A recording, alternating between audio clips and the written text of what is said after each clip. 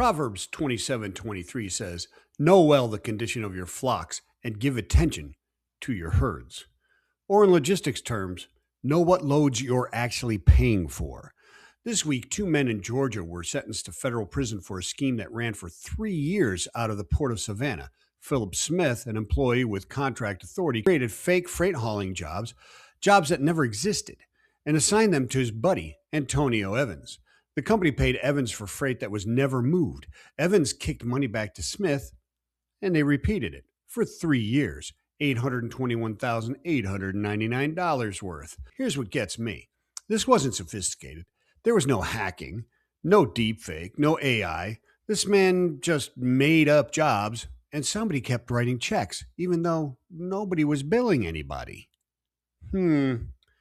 Proverbs 21:5, the plans of the diligent lead to profit, but apparently the plans of the completely unobservant or ignorant lead to federal restitution orders. 3 years, no invoices verified, no freight confirmed, no invoices issued, no payments, no questions.